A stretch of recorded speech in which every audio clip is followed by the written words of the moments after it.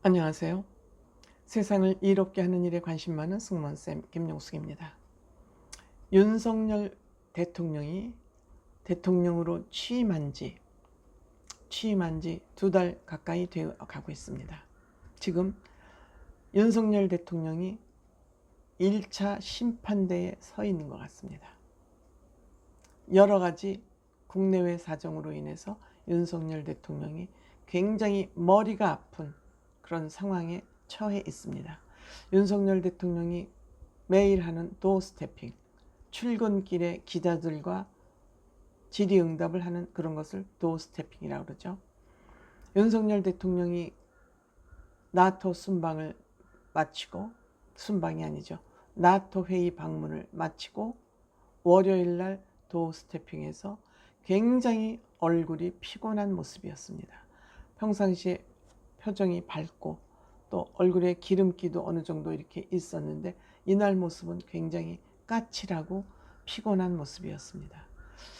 혹시 윤석열 대통령이 나토 회의에서 피곤했나 이렇게 생각하실 수 있지만 주말에 그 정도의 피곤은 풀렸을 것으로 저는 생각이 됩니다.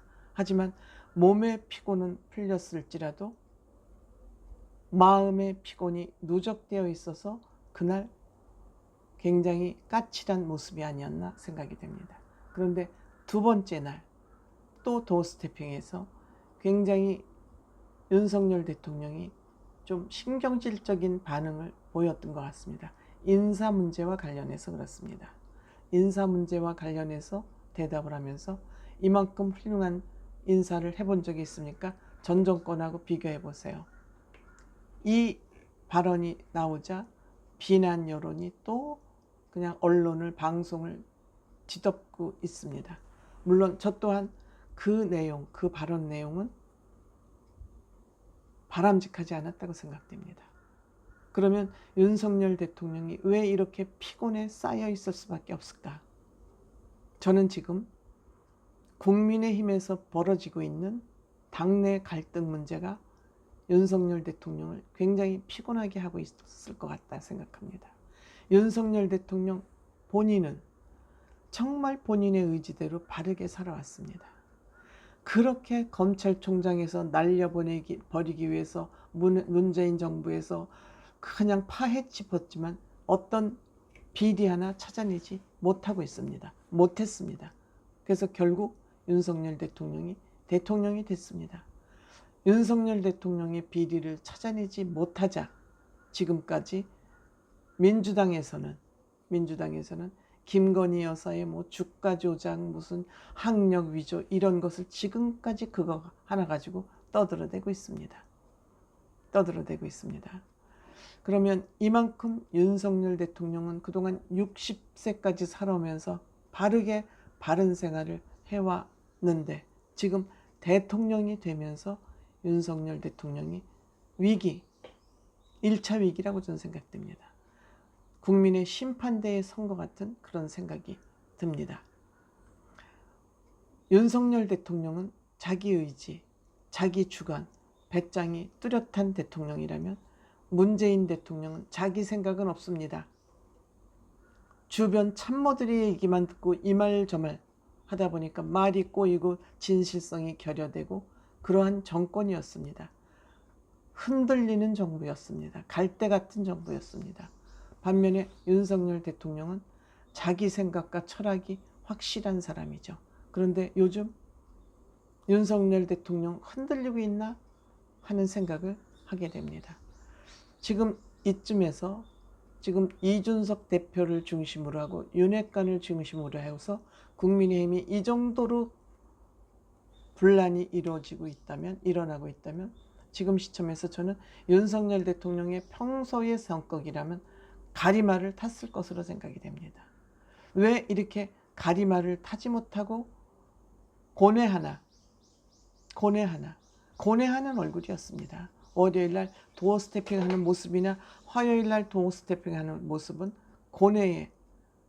고뇌가 깊어지다 보니까 신경질적인 반응이 저는 나왔다고 생각합니다. 윤석열 대통령 망설일 게 뭐 있습니까? 그대로 윤석열 대통령 국민의힘이 다음 정권에서 집권 못해도 좋다 하는 각오로 일을 한다면 뭐 망설일 것이 무엇이 있겠습니까? 윤석열 대통령이 대통령이 되기까지는 정치에 입문한 지 얼마 안 되기 때문에 윤석열 대통령 세력이 없기 때문에 일부 세력들의 빚지지 않았습니다. 윤석열 대통령은 누구도 빚지지 않았습니다. 빚을 졌다면 대통령이 되는 과정에서 그 일부 사람들의 빚을 졌을 것입니다. 그 빚은 윤석열 대통령 개인이 진 빚이 아니고 정부 여당 전체가 공동으로 일을 한 겁니다. 공동 작업을 한 것입니다. 그렇다면 윤석열 대통령 지금 눈치 볼 일이 뭐가 있습니까? 예스냐 노냐 틀렸느냐 맞았느냐만 지금 판단하면 됩니다. 그런데 지금 윤석열 대통령 뭘 망설이는지 저는 알 수가 없습니다. 이렇게 하다간 윤석열 대통령이 오히려 국민의 심판대에 오릅니다. 윤석열 대통령이 만든 일이 아님에도 불구하고 윤석열 대통령을 둘러싼 그 측근들 문제와 또 윤석열 대통령을 도왔던 그 이준석 문제로 지금 오히려 윤석열 대통령이 심판을 받아야 되는 그러한 상황에 이르게 됐습니다. 윤석열 대통령 공개적으로라도 이준석 대표 불러다가 사정이 어떻게 됐냐, 성삼납 받은 적이 있느냐 없느냐 단도직입적으로 물어서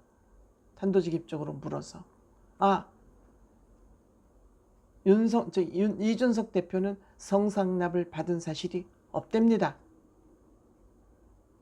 그러니까 나머지는 국민들이 판단해 주십시오. 내가 직접 확인해 보니 없답니다. 나머지는 국민이 판단해 주십시오. 이것이 당의 일에 참견하는 겁니까? 저는 그렇게 생각하지 않습니다. 반면에 이준석 대표를 지금 끌어내리려고 한다는 이준석 대표의 말에 의하면 그렇습니다.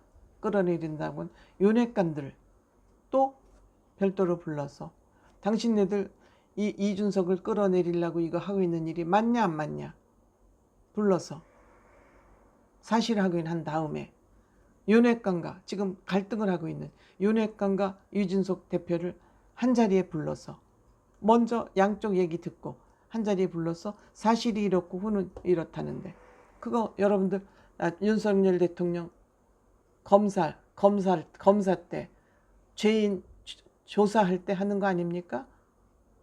3자 되면 불러서 어떻게 된 거냐 하고 해서 길가름을 해야죠. 전부 윤석열 대통령만 쳐다보고 있잖아요. 이준석 대표도 그렇고 윤핵관들도 그렇고. 근데 왜 이들을 눈치꾼을 만듭니까? 뭐 때문에 윤석열 대통령 눈치를 보게 하는 눈치꾼을 만듭니까? 눈치꾼 만들지 않기 위해서는 이준석 대표 불러서 사실 확인하고 또 바깥에서 돌고 있는 이 여론이 뭐냐? 윤핵관들 불러서 얘기하고 양쪽 얘기 듣고 본인이 양쪽 얘기 진실을 듣고 가지고 있잖아요. 그럼 양쪽 다 불러서 어떻게 된 거냐? 내 있는 데서 얘기해봐라. 이렇게 해야죠. 이게 대통령으로서 해야 될 일 아닙니까? 왜 이것을 안 하고 이렇게 지지율이 떨어지게 하고 이것을 못하는 이유가 뭔지 저는 그 지점이 궁금합니다. 고맙습니다.